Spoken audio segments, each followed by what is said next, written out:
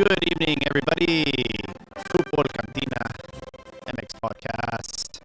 We are back with another episode. We're going to cover the Jornada 12 fixtures that just happened over the weekend. And we are heading into some partidos moleros starting on Wednesday. And there's a lot of fiasco going around that. And we'll also go over some of the player abroad action that happened this last weekend. But before I go any further, let's welcome Joel to the show. Joel, happy Monday. How we doing?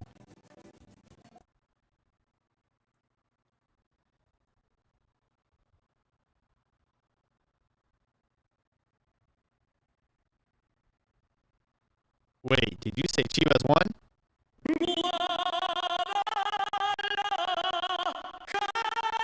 Hold on, I'm gonna stop Chente right there because we won at home against Mazatlan with an extra man, and it took a suspicious penalty call to get that victory.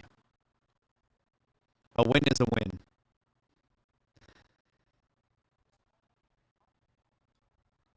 Wow. You know what's crazy?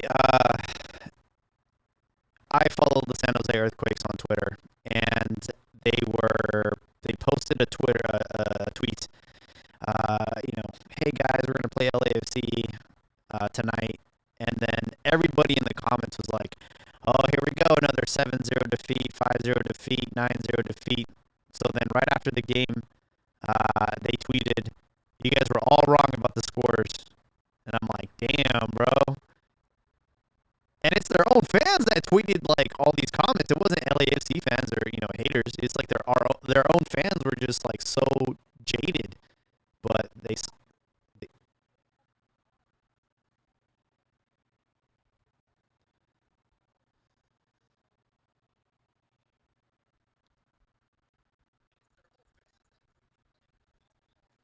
wow.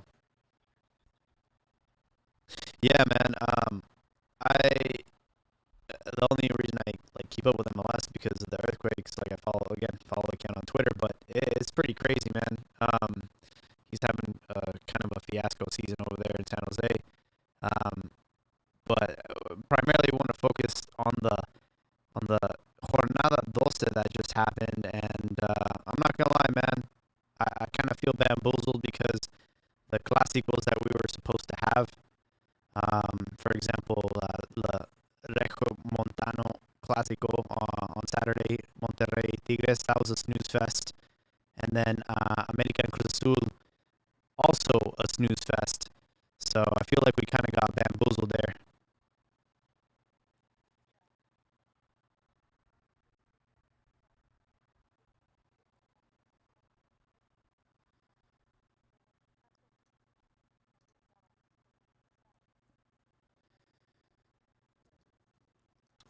Chepo, Chepo Guardiola or Chepo de la Torre? Because which what happened, man? Toluca were in a respectable position. Um,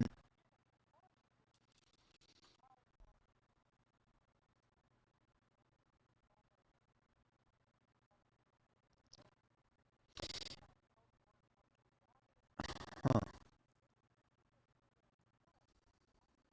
wow.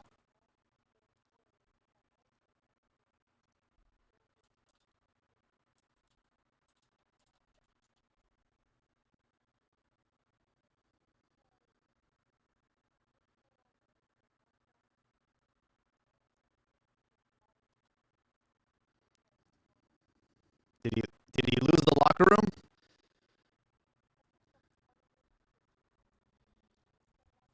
Mm,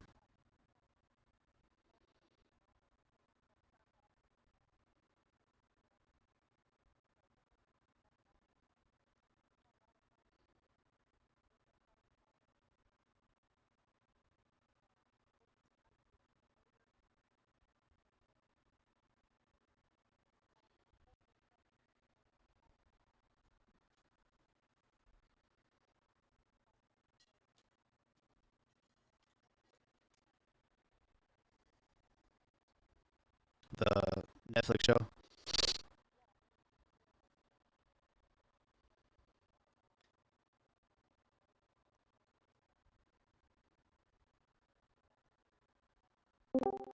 Oh wow.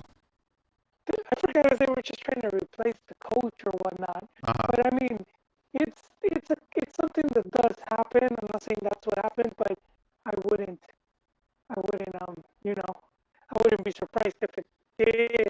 Because I mean, like you said, a respectable place. They were still within qualifying, and then Why now? they We're they 12 weeks just into the season. yeah. You're not. It's not like you're battling relegation or anything. You're not getting embarrassed by Kansas City Football Club. So it's like, why not just at least finish the rest of the See, tournament? well, and it's the same like what happened with Tenna. One game in, and a lot of the criticism was that he was tied to certain promoter, Yeah. and so who knows if that ended up playing a part. We won't. It's hard sometimes to find out. Sometimes this gets aired years, Yeah. 10 years from now. 10 years from now, sometimes like they'll just start saying it. They'll just start like saying what happens because at a point of their career where it doesn't matter no more. Very quickly, we have a live audience member on YouTube, and he says that our audio is choppy. So give us a quick second, and let me get that fixed really fast.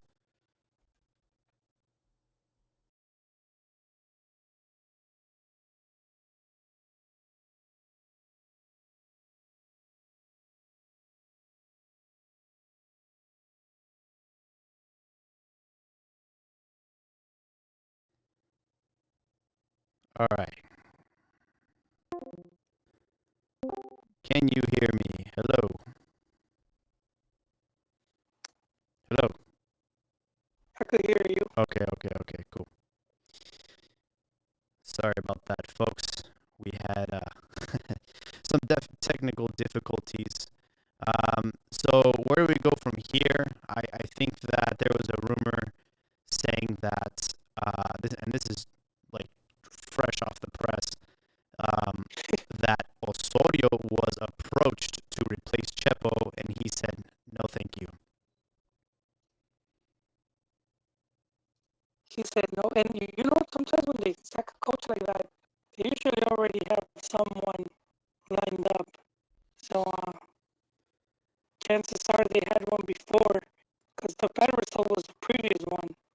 I think, if I'm not mistaken, did they lose to Mazatlan? Yeah, I don't know, man.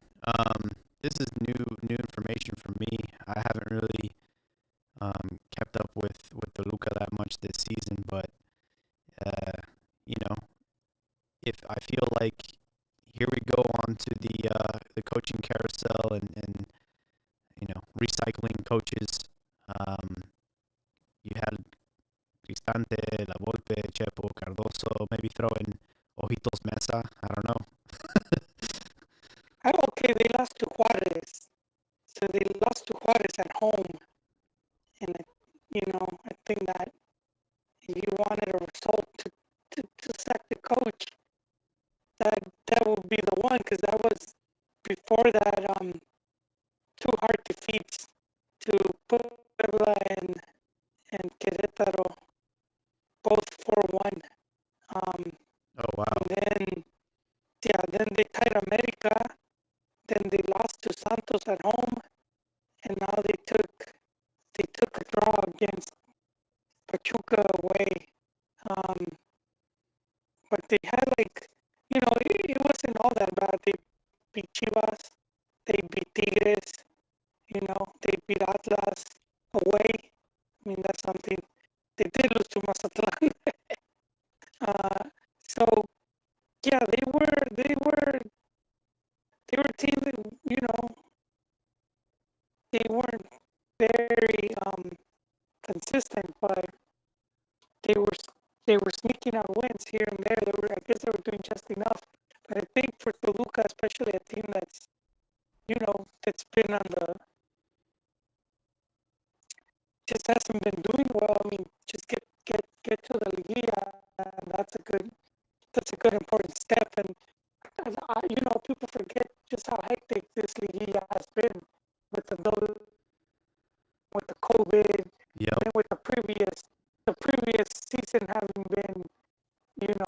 suspended. So, I mean, people forget all that stuff, and it's like, it hasn't been easy sometimes. Just the whole, what it takes to plan, planning the week by week and all of that. And so Yeah, let's see who comes in, man. and here's the thing, and I've been someone that has been a culprit of saying this about how inconsistent Liga MX is, and how that can, the short season's a problem and all that. But Man City lost to Leicester City 5-2 over the weekend, so you know what I mean. This happens in football. It's not just the inconsistency of Liga MX. You know, sometimes you just end up on the wrong side of the ball. It happened to Man City. Wolves lost 4-0 to West Ham United, which we'll talk about later because Raul was involved in that fiasco. But, the thing about this is the reality is we have 18 teams and we have 17 fixtures and we have 5 games left. So it's like kind of a really bad time to be chopping heads off. At this point in the season, you just ride the wave and then you rebuild. It's like there's no point of doing that with 5 games left to spare. It's just you just stick with your choice, and they have 14 points. A victory could leapfrog them right next to Chivas, and then another victory, and all of a sudden you're in the top 5, top 4. It's like it's not that bad of a season, man. You didn't have to do that, but who knows? Yeah, I'll chalk it up to politics. I mean, I think Toluca in the past have shown at least a bit more leniency where if the coach wasn't doing too good, they would hold on to them a bit longer. And Chip was a coach with some good history there. He did win 2 league titles with Toluca. People seem to forget. So I mean, I think that's the last time they won. I think, if I'm not mistaken, was probably under Chepo, and I don't think they've won since. And so I thought that was going to be the perfect fix for him. But nope. It's kind of like I do think in part some of the players did, how they say, le tendieron la cama. Watch the new guy come in, and all of a sudden they're playing way better. So I mean that's a possibility there too. So like you mentioned, Toluca, Pachuca tied 0-0. That was the first game of Jornada 12. It was on a Thursday. And then we had what was probably the most entertaining match of the week. Puebla, Supercamotes, at home tied 3-3 with Querétaro. And it was, back and forth. Osvaldo Martinez scored early, 27th minute. Immediate response by Angel Sepulveda with Gallos. And then at one point, Querétaro was actually leading the game 2-1. But then, actually 3-1, sorry. And then Puebla came back and they tied it on the 91st minute. So that was, who would have thought that would have been the match of the week with all these other headliners? It's crazy, man. Yeah, well, that's been the Guardianes. That's the Guardianes for you, man. Juarez lost to Atlas at home, 1-0. And then Rayados at home, for some reason, couldn't get the bag, and they lost 2-0 to Tigres. Tigres continuing to show who daddy is. A little bit misleading, though. The game was very boring. I was actually watching it, and I was actually watching it in English because for some reason, Rayados are on Fox Sports, and I don't have the Fox Sports in Espanol. So I was watching these British cats calling the game and talking about Mexican football, and it was just throwing me so off. And they even talked about Funes Mori, who I've been a big fan of, and I keep saying that he should play for Mexico if he has the opportunity. Why not? And even the guys on the broadcast were saying, yeah, Funes Mori should do it. And I thought that was a little bit refreshing. But the game itself was very, very boring.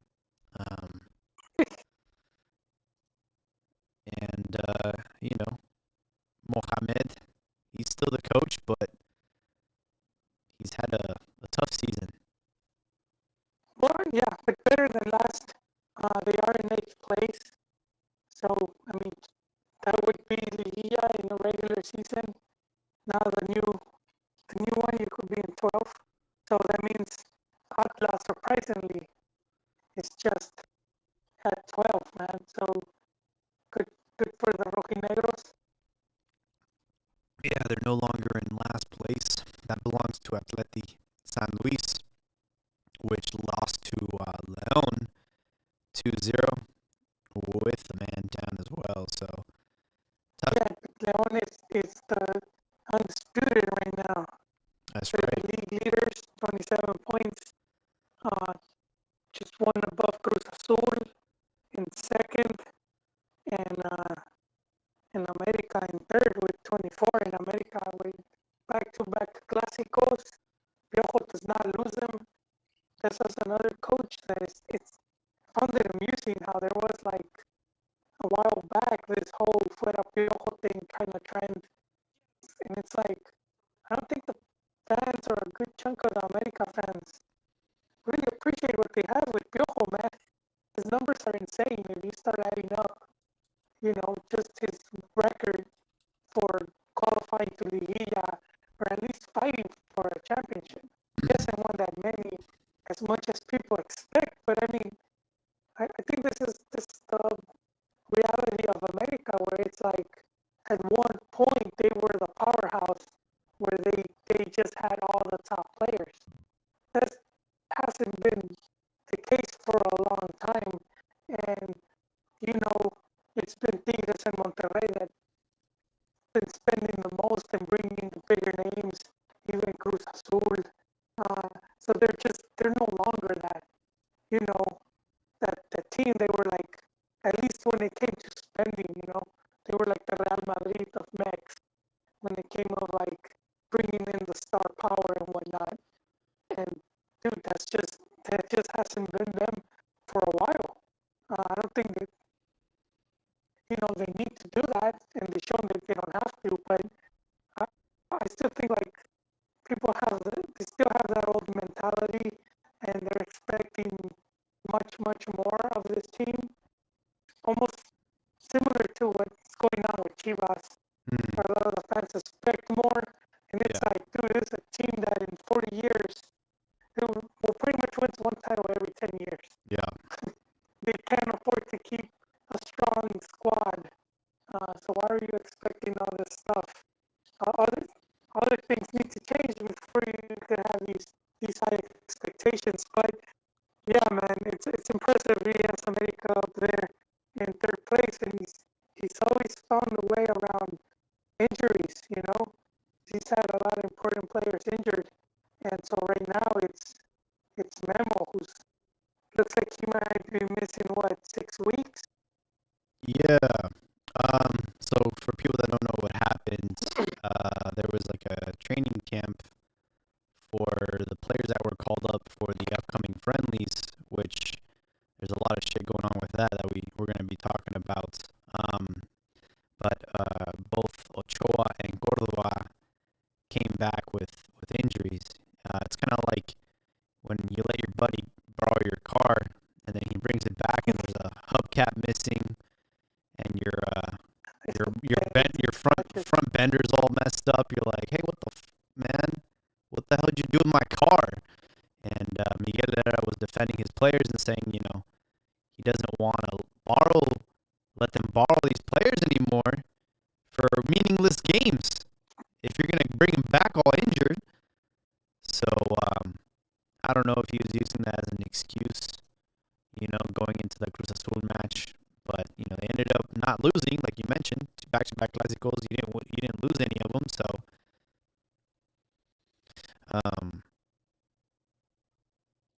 I don't know, man. I think like the country is above like club rivalry shit, but I totally understand like being frustrated with with that situation. It happened to Carlos Vela. He got injured with La Selección. He went back to Arsenal all messed up, and that probably messed messed up his career there. On top of discipline and all that, you throw that into the mix, and you never get a thanks.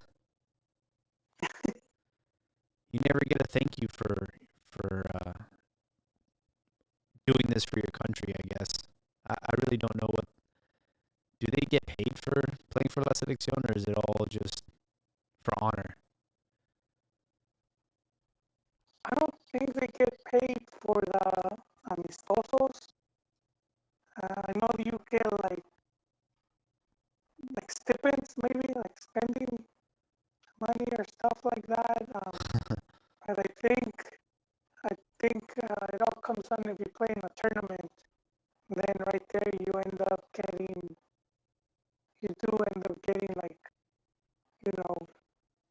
like the money for participating in the tournament. Yeah. And then prize money if depending like you made it of the group and how far you got.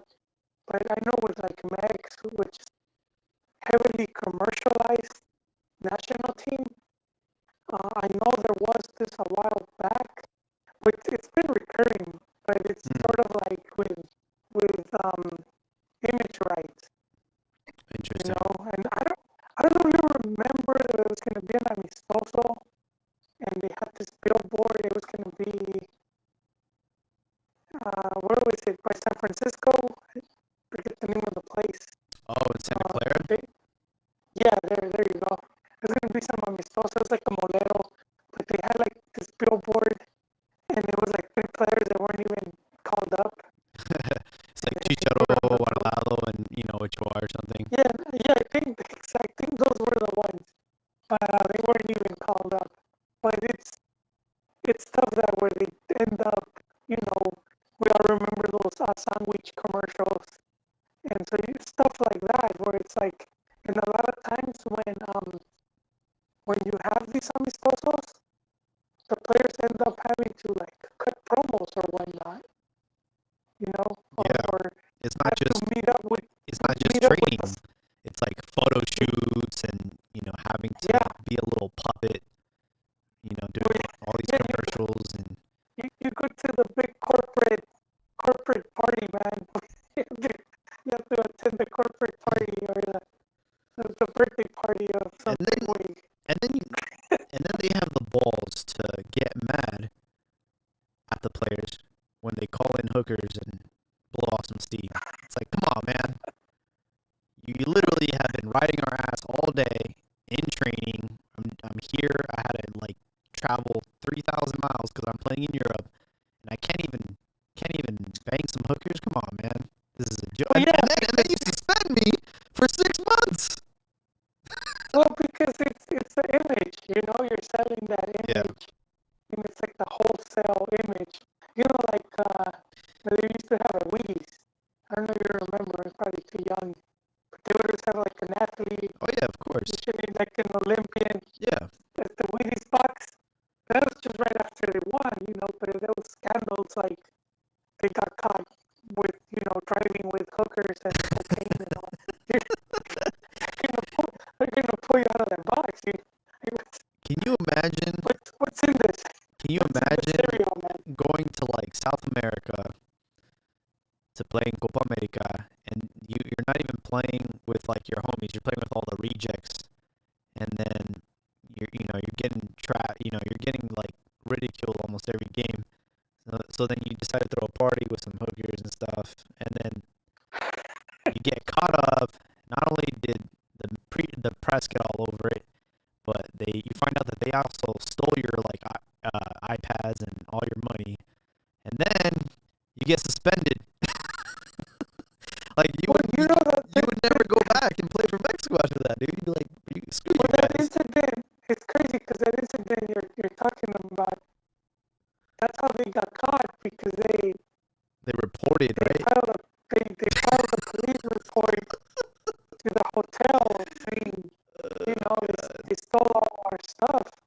And so the hotel was like, all right, we're going to call the cops, we're gonna call the press, and they probably had all this footage. Oh yeah, and so you guys they played should yourselves. just take the L, man. You guys played yourselves, bro.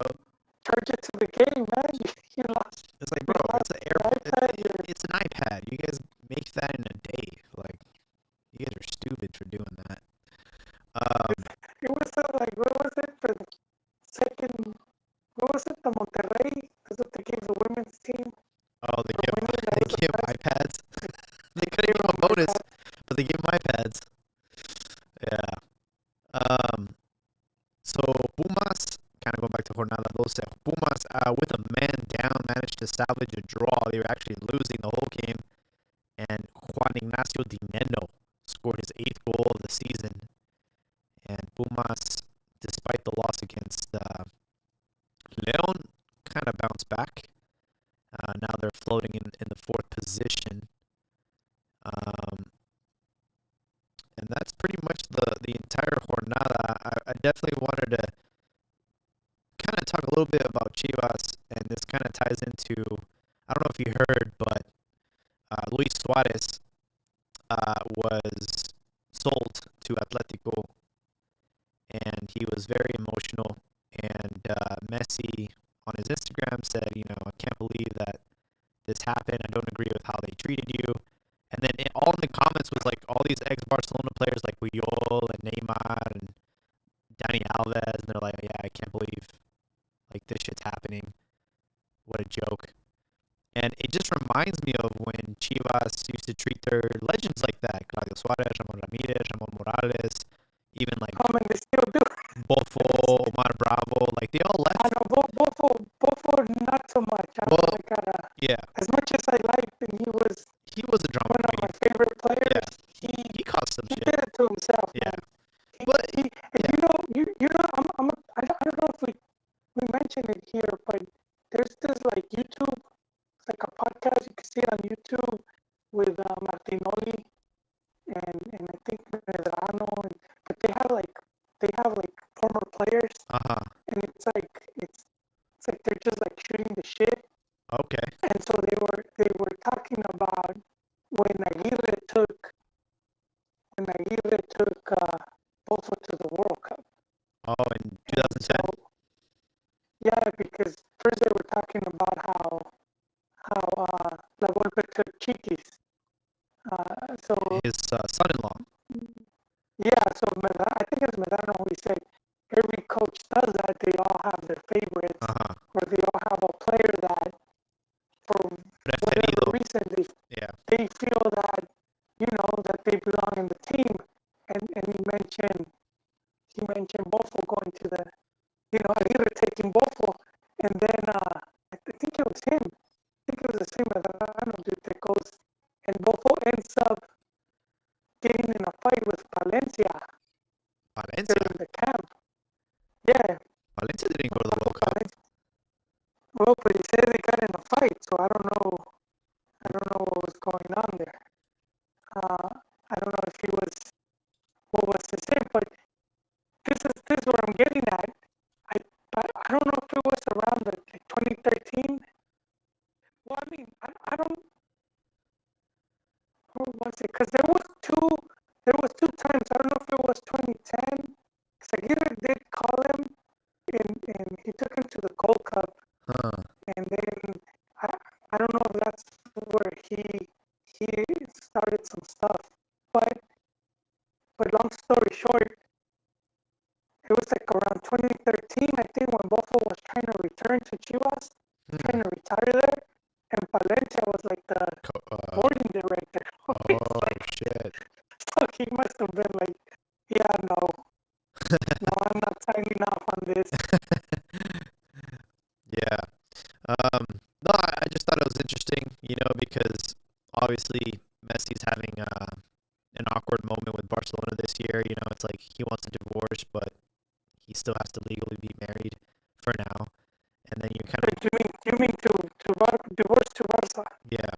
And it's like, it's kind of nice to know that Chivas aren't the only organization that are, a clown show at times. It's nice to know that one of the biggest clubs in the world also has issues with the front office, and these issues aren't just in Mexico. So I wanted to talk about La Selección. They announced two friendlies.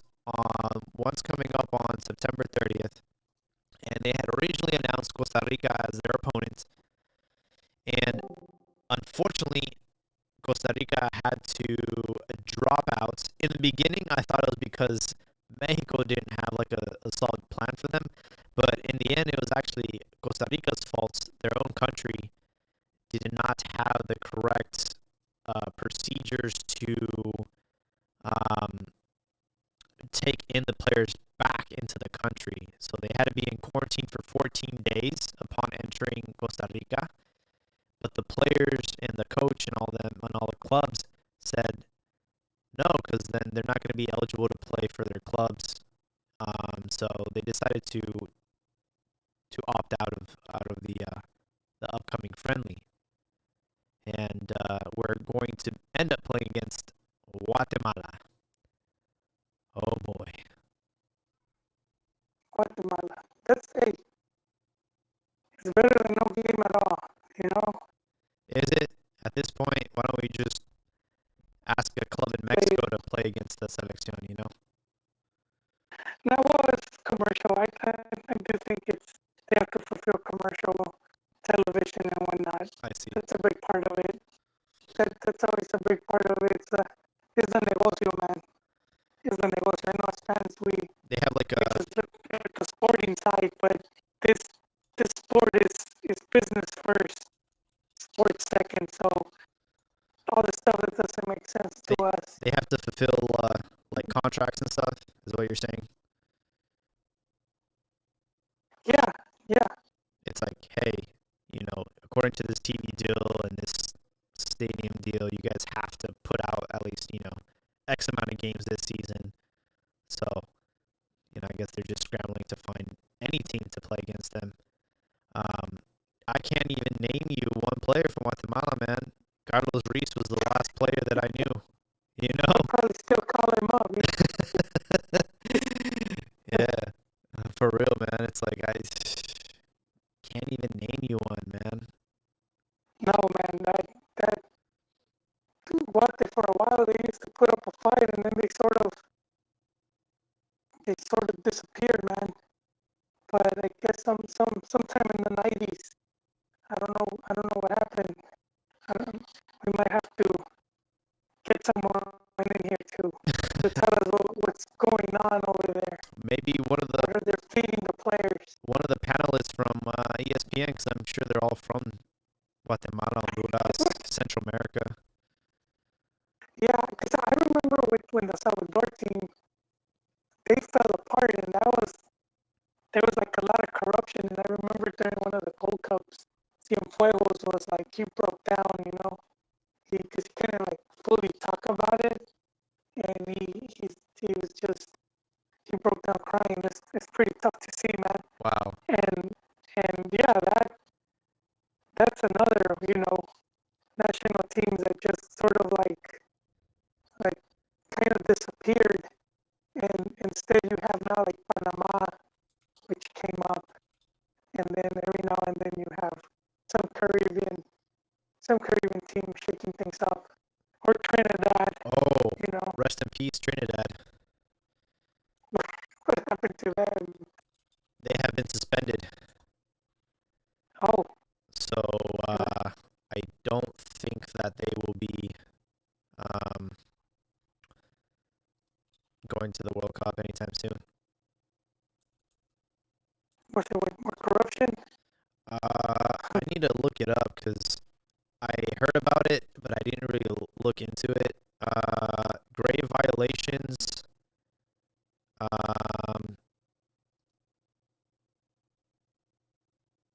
Yeah, it doesn't really say much. Well, bad timing on their part. But this is when it got easier to qualify. So yeah, there was a Copa de Oro draw, and I think we have our opponents. Oh, let's hear them. I want to say Mexico will be in the group with El Salvador, Curacao, and another team to be determined. USA will be USA will be facing Canada Martinique, and another team to be determined. So, yeah, that is Gold Cup stuff. It's hard for me to get excited over Gold Cup. Um, I kind of feel like either USA wins it or Mexico wins it, and we kind of just take turns winning that tournament. Yeah, it's especially because it's always hosted in the U.S. Yeah, You know, that's I understood when they did that move, you know, and that was to try to make the tournament consistent and make it somewhat attractive. And they invited Brazil, they invited Colombia, and do things like that. And it did pick up. But I think after a while, they should have been like, okay, it's time where it's like they could even done a two double host, you know, where they could have let two countries host it. But why not give it to I don't know, Canada? man. Let them host it. I think Canada would be a great country to host it. Well, I don't know if they petitioned for it, you know, but I know it ultimately would benefit other countries. And if you look at the old Gold Cup back when it was hosted, and you will see it was more varied, more, you know, the teams winning it. It was more varied, not just, you know, Mex 4 times and then the U.S. Right. twice and then Mex again. You know, you actually saw, and I think that will be good for you know, it would help the region grow, and it's you know, it Yeah. inspires new players and rivalries and all that. So I do think while there's more money, I think in the long run it hurts the progress of some of these teams, like you know, just the type of progress that you could make by like winning something, you know, or like it helps make the sport more popular. Yeah, the reason I mentioned Canada is because they do have a Champions League winner by the name of Alfonso Davies, and he wasn't just like one of those players that was on the bench. This kid was like in the starting lineup and stuff. So I think Canada would be a great opportunity for them to just bring more awareness to the game out there. I know hockey is like their bread and butter, and I know Toronto Raptors won the finals in the NBA last season, but Yeah. Don't sleep on soccer. I think it would be. Well, they're going to be one of the hosts for the World Cup. So Yeah, true. and they did start their own league. That's right. So aside from having what is it, 2 or 3 MLS teams? Vancouver Whitecaps. Do they have a team in Toronto? Toronto. Yeah, and Montreal. Yeah. Yeah, so I think that, and then they have like their own. I guess it's more of a semi-pro league. I see. But I mean that's just, you know, those are some pretty good advances, you know. We also do have another opponent, and this will be for the game on the 13th of October. This will be in the Hague in Holland, but we will not be playing the Netherlands. We will be playing against Algeria, which is kind of cool. I don't know if we've ever played Algeria, but when I think of Algeria, I think of the time where they had Germany on their toes and they almost beat them, and then Germany ended up winning the whole World Cup. But yeah, don't sleep on Algeria. I'm actually excited for that one. Yeah, it's good to have those type of opponents that you don't rarely face, you know. Just to see, they make for interesting games. Yeah. What else? There was some more drama going on, but there was some player abroad action. So we'll start with the bad and then end with the good. The bad, like I mentioned earlier in the podcast, Wolverhampton lost 4-0, and unfortunately Raul Jimenez scored an own goal. So hey, at least he scored, man. At least he So scored. He keeps on he's scoring. he's, It's third week in a he's row. consistent. He's still consistent. He's like, hey man, so far I've scored in every game in the Premier League. Can you say that? No, but I saw the replay. It was a corner kick, and he tried to it just ricocheted off his body, and it went inside the goal. And Wolves had a tough loss against West Ham United. And but on to the good. We have that kid that's playing out in Portugal, Jesus Gomez for Boavista. So far, he's started in both games of the Premier League, and they lost 5-0 to Porto. But on the other side, Tecatito Corona he scored a goal and he had an assist in that game. So pretty He cool. did win another award. He keeps getting all these awards. I saw him getting an award for, I don't know, I think another MVP He probably got trophy. man of the match or something. But yeah, Tecatito's doing a great job out there in Portugal for Porto.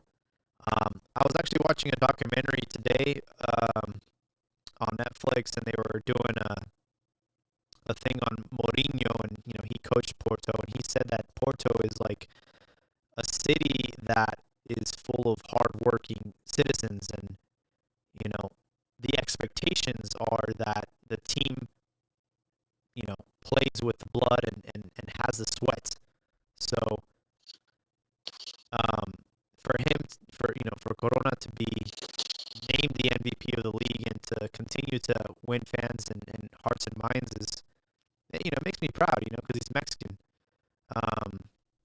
And I encourage more and more players to go to Porto. And also, I actually have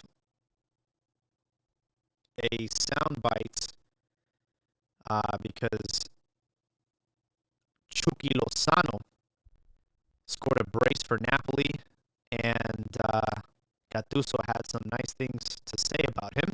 Squadra è in crescita, Lozano non gli sto regalando assolutamente nulla, è un giocatore diverso, c'ha forza nelle gambe, non è che quando calcia adesso cade per terra come il ragazzino faceva l'anno scorso. Io non c'avevo nulla contro Lozano e sapevo, io conoscevo molto bene Lozano, conoscevo Lozano del PSV Eindhoven, un giocatore che attaccava sistematicamente, puntava sistematicamente, attaccava sempre la linea. L'anno scorso sicuramente non stava al 100% a livello mentale e a livello fisico, e quest'anno si sta giocando perché sta dimostrando di essere un giocatore importante. So, for those that don't speak I Italian, got the last part. He's playing because he's showing to be an important player. yeah.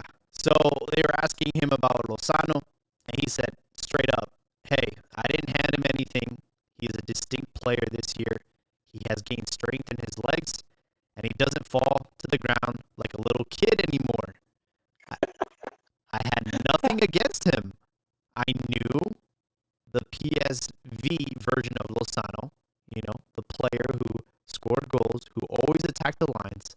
But in my team, playing well isn't good enough. You must defend the ball and be balanced on both sides." And he said, last year, Lozano was not 100% fit mentally or physically. This year, if you see him starting this year, it is because he has shown that he is a substantial and important player. So the tough love, man, it worked out. God dang. This Gattuso might be the best thing that happened to Chucky, man. I think he was that big fish in the little pond. No disrespect to Holland, but just seeing how tough Serie A can be and getting a coach that was like, I just don't want to see that fancy move every now and then. I think we should send the trophies to Napoli. La trophies, Lines. That's what about Linus, man? He seems more focused, but trophies, I can see him, dude, showing up to training, and this was like, why are you walking up in here with your head down?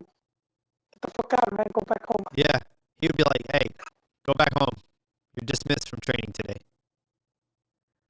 Yeah, which he did. He did that to Chucky, He saw him there. I don't know if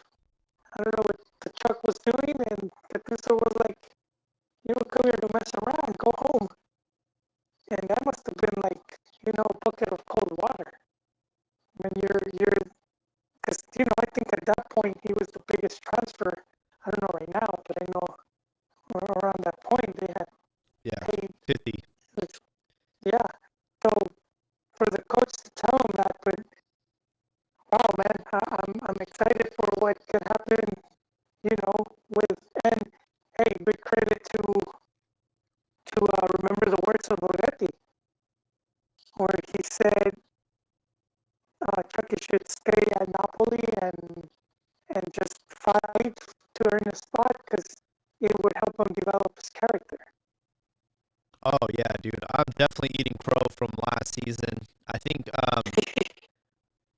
Cheeky's was the only one that said, "No, man, he should stay there and tough it out." I was like, "Yo, sell him, get the hell out of here. How do you spend 50 grand on a 50 million on a Ferrari and leave him in the driveway? What are you crazy?"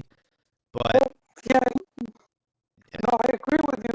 But my thing has always been to be at a club where the coach wants you. Yeah. And so the reports we were getting, it sounded like Gattuso was just trying to get rid of him. Bro, he Mr. Miyagi his ass, man. But I think those were just bad reporting. I think he was just showing him some tough love. Yeah. And making sure that he was going to be way more committed, or just have more, just more hustle. Yeah. Just. You know what it reminds me of? It reminds me of the Mighty Ducks 3. They had all this swagger. They were all, having fun. They were the shit. And then they tried to play against the varsity team, and they were trying to do like the flying V and all these moves that had worked before. And then the varsity team just outbodies them physically. And I feel like Chucky was like that kid. He was the hot shot. He was Charlie. He was the protagonist at PSV, scoring all the goals, being the and then he gets to this new coach, and the coach is like, "We play both sides of the ball. You got to learn how to defend. You can't just be scoring goals." And Chucky's like, "Screw you, man." And then he kind of like gave him that tough love, and now it's good, man. Scored 2 goals, and it sounds like he's going to be, like he said, an important player this season for Napoli. So I'm very excited, and I'm glad this worked out, man. And send more Mexicans to Gattuso. Or more Gattusos to CantinaMX. Or you know what? Let's screw Tata, man. Let's get this guy. Oh. Let's go, man. That's a good coach, man. I know. But yeah, you could. Who knows, man? Who knows if it would work? Imagine next. It's a different beast, though, man. And imagine him like coaching Carlos Vela. Oh my God, dude.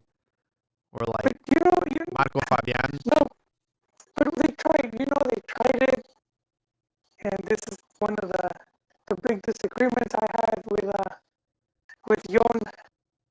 If he's listening to us. But this went back, and it goes back to some of the stuff you said about when they suspend the players. And so this is when Nestor, Chepo's brother, when he was in charge of the national team, he was like the sporting director. And he went to the owners, and he's like, we if we want him to stop with the whole partying and whatnot, then we need to be more strict. So these guys that we caught, let's give them a more harsh suspension and whatnot. And they agreed. And then after that happened, that's when I think it was Marquez and a group, and they wrote a letter and they went to the Federación. And I think I'm not sure exactly if they overturned it or whatnot. But I know Nestor says they were trying to get him to apologize. Oh, wow. He was like, F that. Like, all you fuckers agreed with this. Yeah. I did bring the idea, but I put it forth to everyone.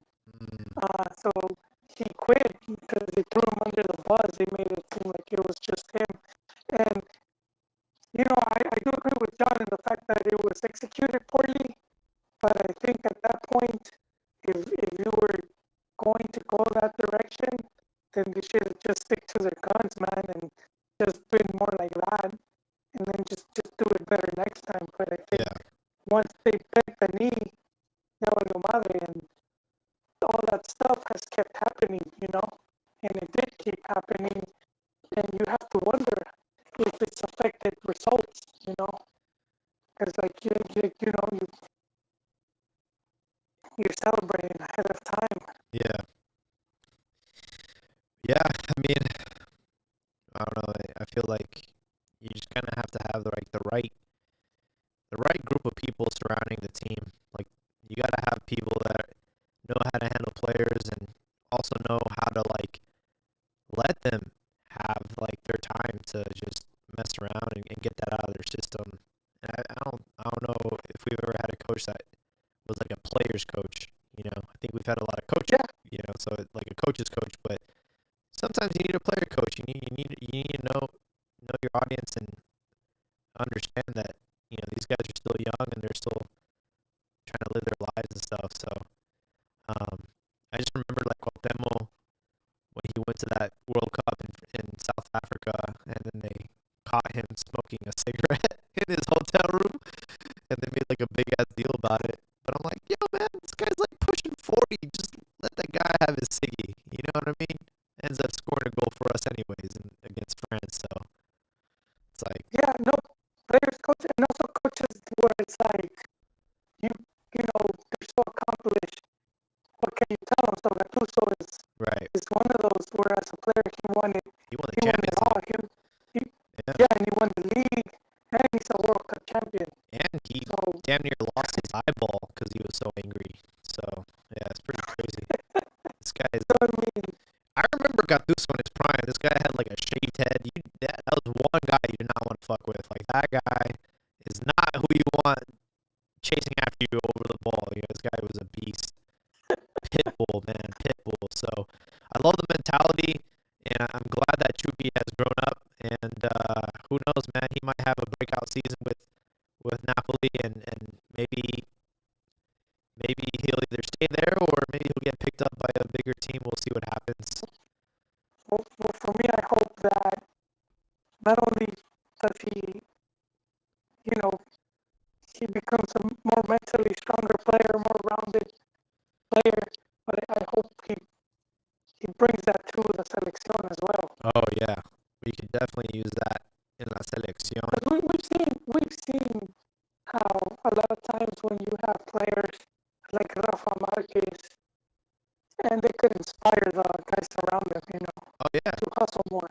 So, and I think we've been lacking someone like that. I think we haven't had since Marquez left.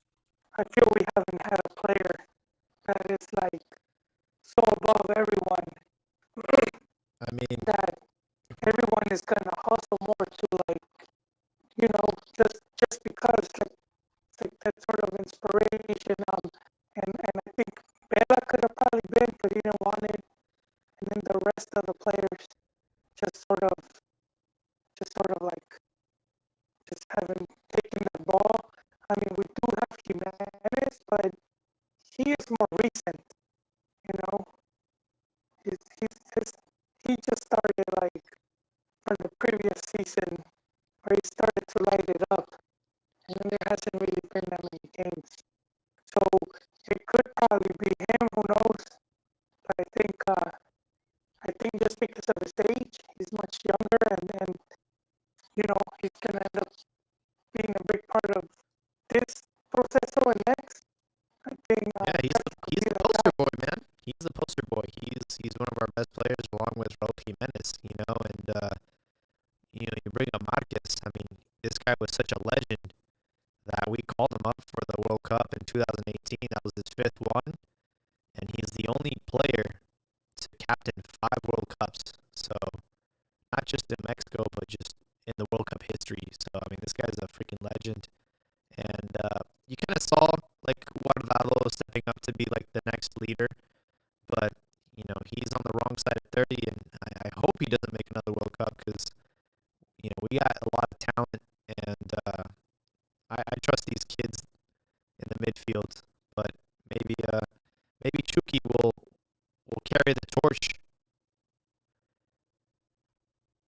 Um, Yeah, that would be good.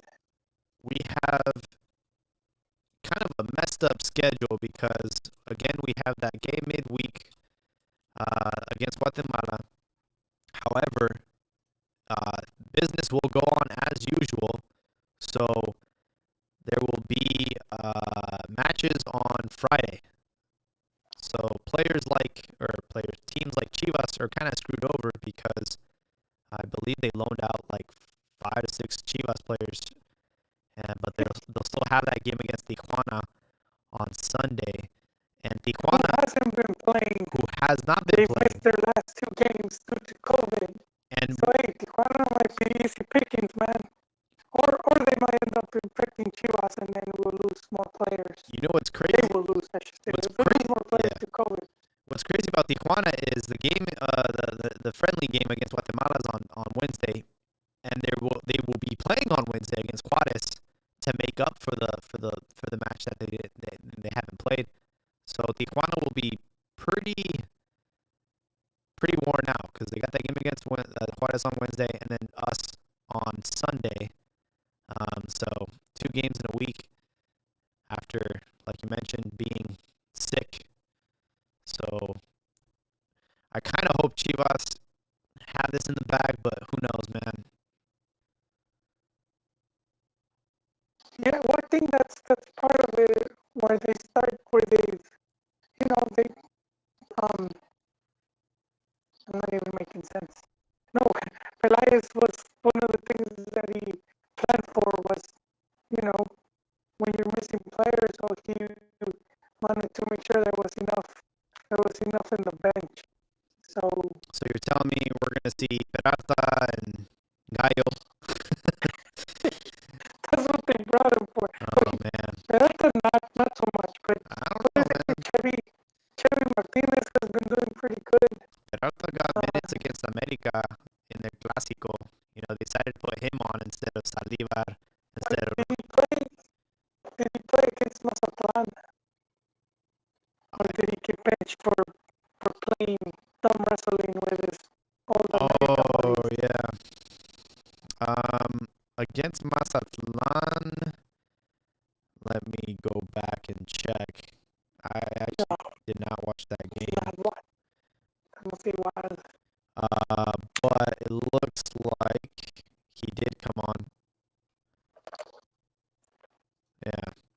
So he did get some minutes against Mazatlan. He actually came in for Macias around the minute 86. So kind of just some handful of minutes, but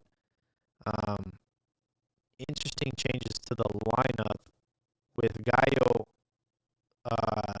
in the lineup with Jesus Molina. It allowed Molina to move up and kind of play like an attacking midfielder, and he was actually the author of the first goal. It was a header, so I don't know. I think that kind of goes to show Vucetic and his ability to kind of just move players a little bit and get the results that he's looking for. It looks like Nene Beltran still hasn't fully recovered from COVID, so he's not getting as much action as. He did get 5 minutes though, right? Yeah, I mean, he's also one of the players that's got called up for national duty, so I'm sure that he'll be between the selección and the Journada with Chivas. I'm sure. Yeah, well, let's see if he plays. Yeah, we'll see what happens. Maybe Tata will notice the same thing and be like, "Oh, Very. you're not match fit, but I still wanted to, get to see you." Yeah, very excited to see how this team looked like under Tata, the formation, the players that he decides to start. Very, very curious to see how that goes. Moving on to Jornada 13. So it's going to be kicking off on Friday, Super Camotes versus Santos, and then León versus Mazatlan. So Puebla, again, coming off that pretty crazy comeback, 3-3 against Querétaro, and Santos who I believe did not play because they were supposed to play Cholos, so they kind of had a week. Yeah. They had a week off. I expect we'll see. Pelos at home. I'll give them another draw. As far as Leon, they should be handling Mazatlan pretty easily. And then Saturday will be Atlas versus Necaxa. That should be an interesting match. Necaxa is second to last place, and Atlas starting to pick up steam in 12th. So, not sure who you have on that game. But between who? Atlas and Necaxa. Oh, that's we like to do the bum fights of the week. That could be one of them. Yeah, man, that could go either way. But I would say Atlas right now is a bit more, doing slightly better. It's kind of hard to predict these matches, man. Tigres versus Atlético San Luis. Atlético San Luis in last place. Tigres steamrolling Rayados, so I gotta give Tigres the. Hey, I think I'm gonna have to call you out here because I think you've been a little bit, a bit harsh on Mazatlan, man. Oh, really? I think they're not. Well, I don't think they're doing too good, but at the same time, they're not that much of a pushover. I mean, they've had some defeats here and there, but like, for example, they took a 1-1 draw to Querétaro. Mm-hmm. They beat Toluca 2-1. They held Pumas to a scoreless draw. They went pretty, they went heads up against Pachuca. They lost, but it was 4-3. They tied Tigres. They beat Tijuana. So I mean, it's like I said, it's unpredictable, and they're not. It's more of the same. Most of these teams have been very inconsistent. Yeah, they're quite inconsistent, but man, they could surprise you, man. Is Paco Palencia still the coach? Yeah, I believe he is, man. Wow. That's fun. How is it possible that Valencia has managed to avoid the knife, yet Chepo is the one that gets kicked? It's a wild world we live in, man. I think I said it in the beginning of the season. Mazatlan on Twitter acting like they were tough, but then in reality they were just a really mediocre team. They have 10 points. They're in 15th position. So it's just one of those teams where they're new. But coaching wise, I don't think they could expect too much. Like if you were in the front office of Mazatlan, so you bring the coach and it's like, just make sure we don't get embarrassed on a weekly. And they've suffered just don't end up in last place. Yeah, but I mean, I think the fact that they've won some games or that they've also gone pretty good against some of the bigger teams, I think that's enough. I mean, it's not like they gave this dude a good squad, and it's the first season. So I think that has played into it. All right, man. So you're telling me they might beat Leon? No. No, because yeah, well, we could say Guardianes, for the most part, is quite inconsistent. The top three, I would say León, Cruz Azul, America. I would say that's one of the things about those teams, that they're the most consistent of the bunch. Yep. And so I think that's where we start beginning to see a big, like gap in points. So for example, León has 27, and then that's a 7-point difference over Tigres in 5th. And Pachuca has 19, so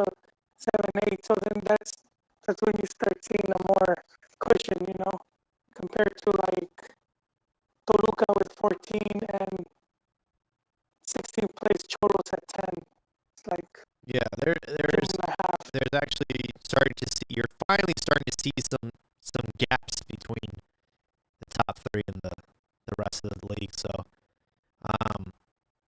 America with another tough schedule. On Saturday they will be playing Pumas. Pumas and America. The last time they faced each other was in the Copa por Mexico, and they drew 0-0. So this is one of those games. America's at home, and should be a really good one. We'll see. I mean, that's what I said against Cruz Azul, and there being a 0-0 draw. So it might be another boring match. Who knows? I'm sure if Chiquis was here, he would be very reserved about his prediction. Well, I mean, yeah, Pumas in fourth, right there. They're still hanging on, and I think by this point they're pretty much in. You know, they're pretty. They would have to lose every game. I don't see that happening. 23 They would have points. to try. Yeah. They would have to try hard to not make it. They would actually have to try. You know, so like he could give up and still make it, but you. This is so crazy. You would have to try. It's the opposite. We're actually, you know, they have to like score against themselves and whatnot. Give the other teams a 3-goal lead. Yeah, I mean, Dineno still scoring goals, 8, right behind Jonathan Cabeza Rodriguez. So they got a good goal scorer on their team. They also have Carlos Gabriel Gonzalez with 4. So we'll see what happens. Again, players being on national duty. So we'll see if that affects the fixtures this weekend and rotations and all that. Another derby, Toluca versus Cruz Azul. That's on a Sunday. I don't even know if Toluca will have like a coach by then, but we'll be having our ear to the ground and seeing what happens. Obviously, their first choice, Osorio, said no, so maybe they'll have an interim for that match. We'll see what happens. But if I'm Cruz Azul, I'm thinking we should win. We're in second place.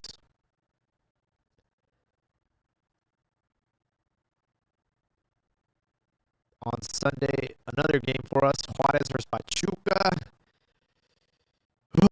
Juarez are in 11th, Pachuca's in 6th. I'll probably lean more towards Pachuca, just going off of performances. The only team I follow closely from Juarez is the female team because they have a lot of talent over there. I'll just leave that at that. Talent you like to see. Yeah, they should actually put them on prime TV instead of Juarez, man. I mean, you wanna grow this female side of the league, man. Just televise all the Juarez games, man. I'm telling you, a lot of talent there. Querétaro, Monterrey. That is, you know what? I'm gonna go towards Querétaro. I think Rayados had a really bad outing against Tigres, and they're gonna be on the road. And Querétaro showed a good fight against Puebla, so I'm gonna go for the Gallos. Why not? You're going for Gallos. I think Mohamed bounces back with this one. Well, I hope they don't because Chivas are right above them with 18 points. Monterrey has 17, so I would want to have an upset there. That way, Who does Chivas play again? Chivas will play Xolos, the Oh, that's right, on the road, and it's on the road. The COVID superstars. A sickly, tired Cholos. It's like a big starving dog. Just kick it.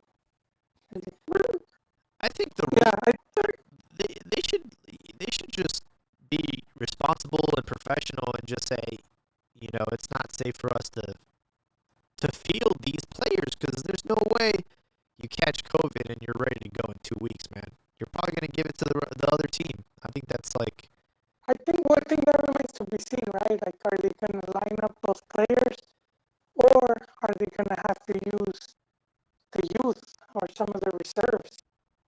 You know, I think yeah, we'll find out. they should Yeah. respectfully withdraw from the rest of the season, and then I don't know, maybe challenge these teams to a game of FIFA. E-League. Extra E-League results. Yeah. Oh man. So that will wrap up the Jornada 13. That will be the last game, and then there'll be a makeup match next Sunday against Tijuana, Santos versus Tijuana.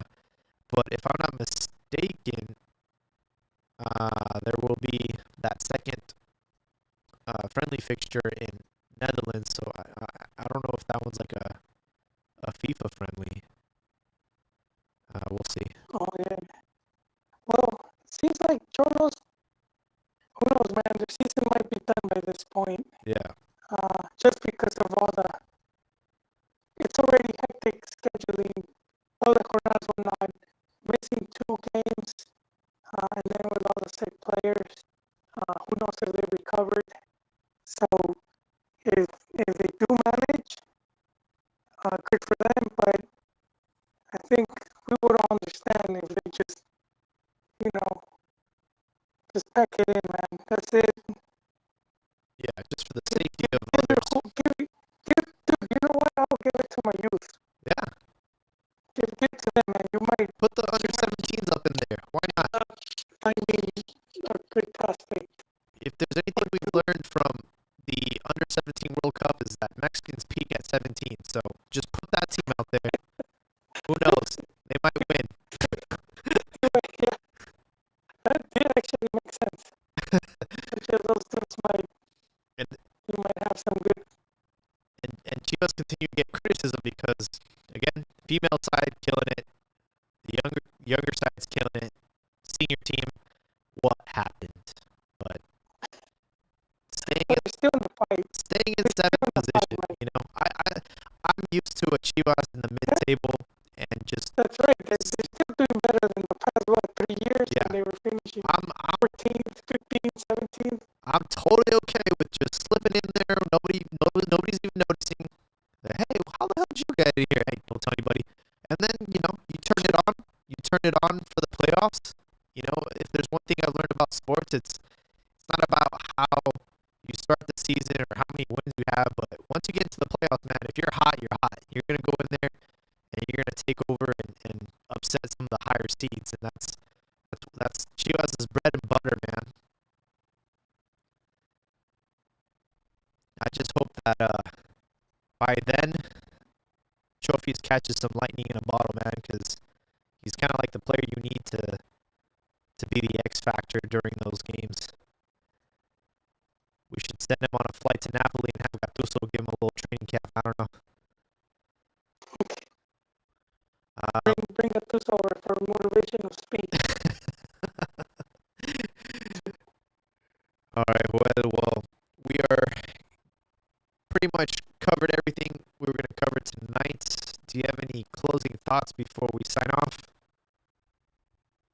No, I expect another Chivas win, especially against the opponent in their deathbed. So I see Chivas getting the 3 more points. As far as the whole coaching thing, too much politics, man. I think that's what ends up hurting a lot of clubs. If we look at the top clubs, they're the ones that have been a bit more consistent. Leon has held on to Nacho for quite a while, same with America, and I do think what's it, Siboldi, he's the one with less time, but he's doing great. Been there, so no surprises that the teams that allow their coaches to work end up doing good. Absolutely. Well, appreciate your time, Joel. I hope everyone out there on YouTube can forgive us for the choppy audio. Everyone make sure to tune in on Wednesday to see how Mexico lines up against Guatemala. And we will catch you all